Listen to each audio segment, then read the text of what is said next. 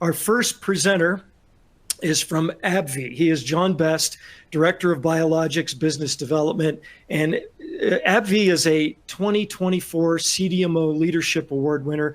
I'm going to talk a little bit about what that means at the end of John's presentation. Welcome, John.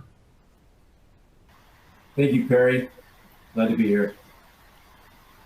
I look forward to an exciting engagement here on capacity opportunities. So happy to present today. I'm looking forward to sharing some of our capacity capabilities in general as a CMO, as an embedded CMO. But I don't think you can certainly talk about that without kind of addressing our focus, and that is on the patient. From science to patient, I think we as a CMO and as an operational team, we make sure that everything we do is centered around patient care and outcomes. But we've been a CMO for 40 years, quietly sometimes. Some people still don't know that we're in that business. But we've grown significantly over those 40 years. We started in our humble beginnings with just a couple of sites and a couple of technologies and key areas of focus for manufacturing. We've grown that now into 11 sites of our 26-site global network. We leverage 11 of those sites for our CMO business, and now 9 different technologies that we support for both drug development as well as drug manufacturing. And as Perry mentioned, he'll talk a little bit more about the CMO Leadership Award. We've been fortunate to win that award now 11 times. And we do it, as a company that manages capacity and production over 30 plus brands globally. And we distribute to over 170 countries worldwide. So a significant infrastructure that helps support that CMO effort. Here's a peek inside of the technologies we support, some of the key areas that we support from small molecules to large molecules. But just to note, we have expanded quite significantly over the last few years, including topical and eye care added in just the last few years. And then ADCs and fill finish that we've added in large molecule over the last 4 years or so. Large molecule, we've been doing it for years, but we just started offering it to our third-party customers as early as 2020 with the building of a new facility I'll talk about here in a minute. But it's important from a capacity perspective. We have a very unique CMO model as an embedded CMO, but it's even more unique than just an embedded CMO. We ensure that we don't miss deliveries as much as we possibly can. Risk mitigation is at the core of what we do. And really, if you talk about capacity, I think I'll just talk about the first 3 bullets here. We have a really strong, and these are relative to capacity for sure as a corporation, but we are a leader in operational excellence, and our commercial track record of launching and commercializing and growing some of the world's largest biopharmaceuticals have taught us quite a bit about capacity planning, about secondary sourcing, about ensuring that our planning and sourcing environment is very robust and that we have access to those key starting materials. We don't want to miss a patient delivery for sure. The second bullet point, we make every effort to ensure that we reserve some level of capacity so that we don't oversell. And as a CMO, an embedded CMO, we have the luxury of not having this as our only business. So therefore, we'll reserve and hold back some capacity for emergencies. And we'll also manage and engage with fewer strategic partners just to be sure that we can easily balance and add value to their programs, but certainly balance their capacity as well. That gives us a lot of flexibility on the back end and a focus on assurance of supply for not only AbbVie programs and patients, but your programs and patients. And then finally, we consider ourselves a top-tier organization in the industry from an operational perspective, and it's all centered on the patient. We treat every product just like our own. So when we bring it into our operational system, it's treated exactly like our own programs.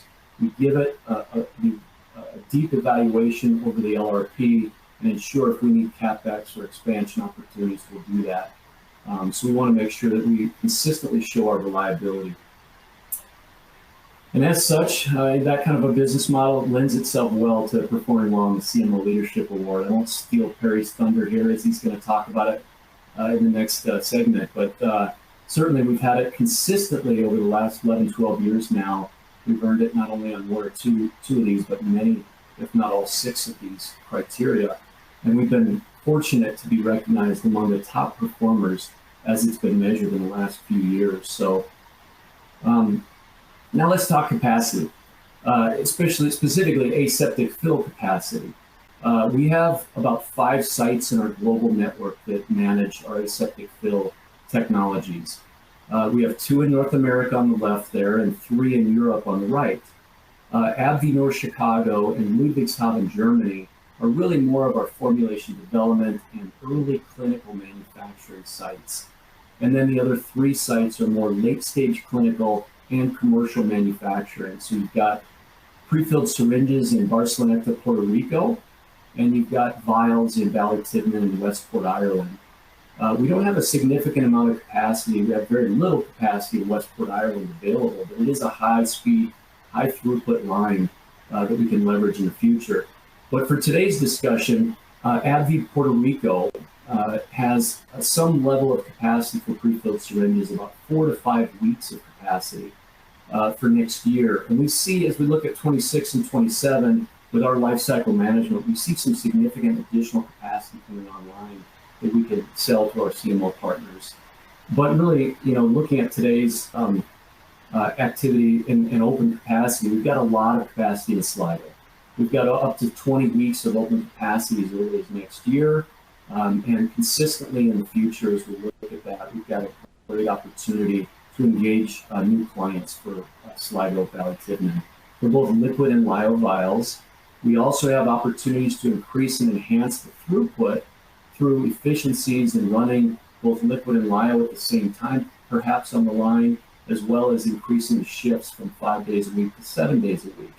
And then from 2 shifts a day to 3 shifts a day, we can easily manage an increase in throughput there. So, that gives you some peek inside of Sligo, Ireland, and Puerto Rico. We do have capacity available and are engaging clients now for opportunities. Another opportunity is we've got a second dedicated ADC line that's going to be added as early as 2026 and will be ready by 27 for ADC vial fill finish. And that's an exciting opportunity because the market demand is there for that as well. But just focusing on Sligo now for a minute in vials, it's a phenomenal site. It's our oldest site in our network, 1974 built. We've repurposed it several times.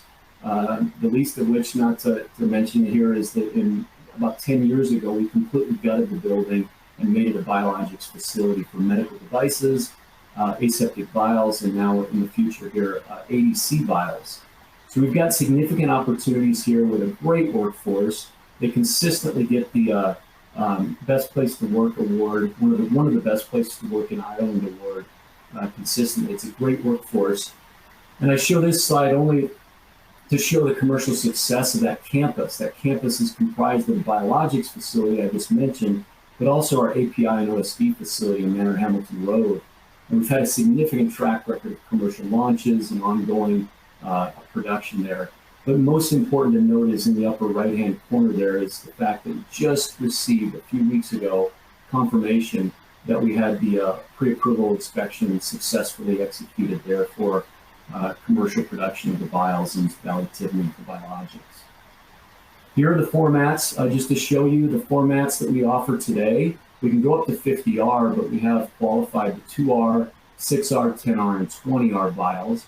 We can expand as needed, but liquid and lyo capabilities and capacities are identified there. And I can talk about that in a little more detail as I jump into the line. The actual line itself, it was custom designed by AbbVie engineers, global AbbVie engineering, in addition to Bosch Syntegon, the equipment manufacturer. It's got some great features. It's state-of-the-art. It's a full isolator line, fully automated loading and unloading and processing throughout. We've got a 6-channel peristaltic head filler, so a 6-head filler that is all peristaltic driven. And it's got 100% in-process weight inspection on each and every vial. So we've got, the lyophilizer on the back. That's an EMA Lyomax 25 lyophilizer, 23 meters squared. That's capable of 13 trays in it.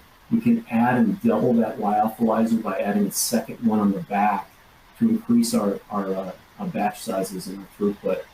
But it has containment capabilities. Obviously, it's a 10 nanogram per meter cubed containment maximum there. And so we can manage all kinds of different potent compounds as needed. But it's focused on biopharmaceuticals.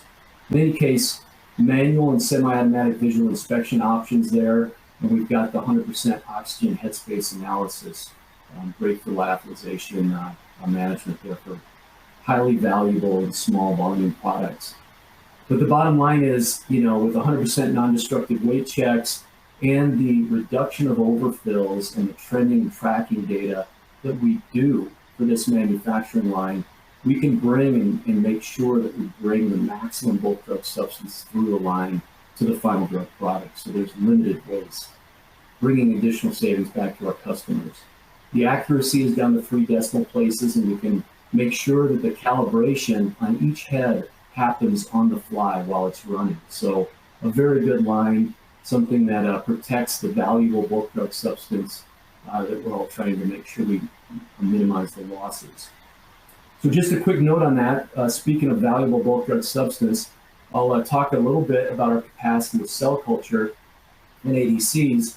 I won't go into a lot of detail. We can cover this on a one-on-one discussion at any time, but we do this Center of Excellence here in Worcester, Mass. is our Biologics BDS Center of Excellence for cell culture. We brought in over 100 products and licensed seven commercially approved. Of those 7, 5 are for our third-party CMO customers. And so, and about 70%, 60 to 70% of the volume that goes through this site is volume for CMO work. So it's a significant importance to us to continue the CMO business and grow it and expand it because of the dynamics of this, keeping this site current. But our customer priority suites are suites 1, 3, and 4, with some level of priority given to suite 6 for ADCs. But we have an opportunity to go from 1,000 to 6,000 liters at this site, and we can increase to 12,000 liters too in another site. In any case, we do have some level of capacity available to our customers, but not for another 12 to 18 months. So we have to shoot out a little bit ahead to look for open capacity. In 26 and 27, that open capacity will increase and we'll have additional capacity online. So just looking at ADC capabilities too, we do conjugation there at that site in Worcester, and we do have open conjugation capabilities and capacity now. So we're engaging discussions around that. Even more exciting, we've got a second conjugation suite that's being built out at our biologics facility there in Sligo. And it will accompany an additional ADC fill finish site for ADC specifically. So we'll have even more to offer to our customer base, especially in an area that has great demand in ADC manufacturing.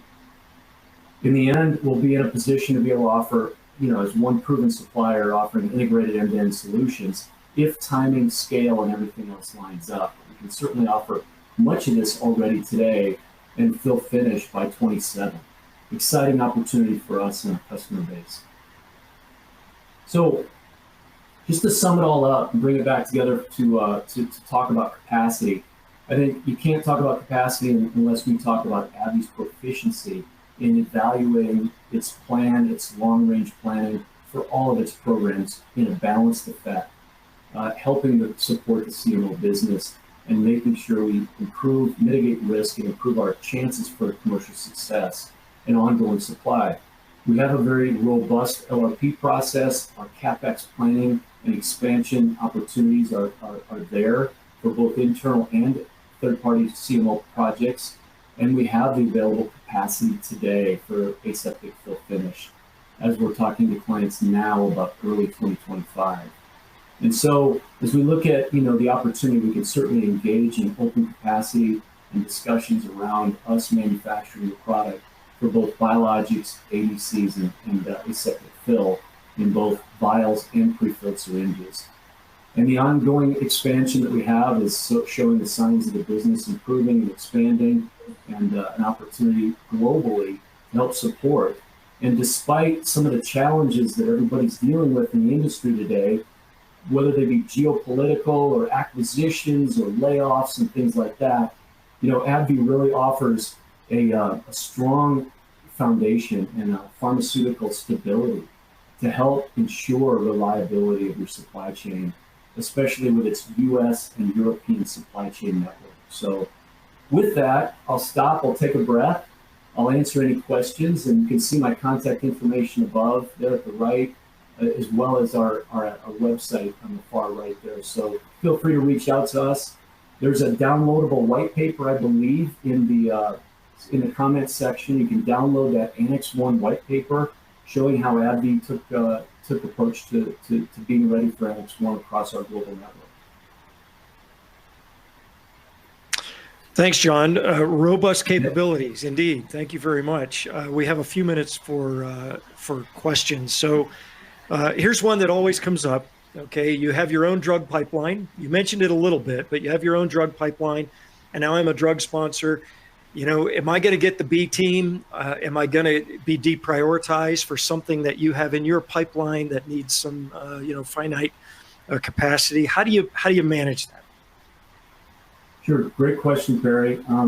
We manage it in a lot of different ways, but you can break it down into, we treat, when we bring a program into our operations group, we treat them all equally. We also kind of make sure we reserve enough capacity because we don't want to disrupt our operations group either. And we're very selective and hold back on selling our capacity unless we know with complete certainty that we have it available and that we can grow with our partners. But we spend a lot of time on this from a very detailed planning process for both next year as well as the long-range plan. It's dropped into our system just like all other programs. And for us, a patient's a patient. We do not want to have any problems with disruption to flow. We've even seen it and risen it up to our chief operating officer at times when we know there could be a potential conflict, where we make sure we evaluate that patient group and receiving product and what the options are on the back end. So we try to prioritize according to the patient demand and need. Okay, thanks. So not too many years ago, ADCs were just a dream, and now you've got tremendous capabilities around that. Can you talk about the specific capacity? Is there a wait time for an ADC project? And are you currently working with any outside drug sponsor in manufacturing ADCs? Yes, good question. Yeah, there's always a wait time, a bit of a wait time from the standpoint of how we do our production planning. We try to be 100% or 90% utilized today, and then we plan it out in July for next year. So we truly try to plan our capacity capabilities in the July-August timeframe for the following year and be as full as we possibly can. And then we don't push up beyond that. But for ADCs, we have open capacity today in our Worcester conjugation suite. We have some level of capacity, although limited in linker payloads. And then, of course, our monoclonal antibodies, we're trying to shoot out about 12 to 18 months for capacity planning. So a 12-month time frame window for the antibody intermediate, conjugations a little bit less, probably 9 to 12 months. And yeah, we've got substantial capacity, additional capacity coming on soon. We do manufacturing for other sponsor companies today. We have two customers in ADCs. We like those single-digit numbers, easier to balance and manage. But we're looking to expand and increase that especially as we build out our facilities in Ireland and have a second conjugation suite in Europe. Great overview, John. Thanks for putting that together. Thanks for being with us today.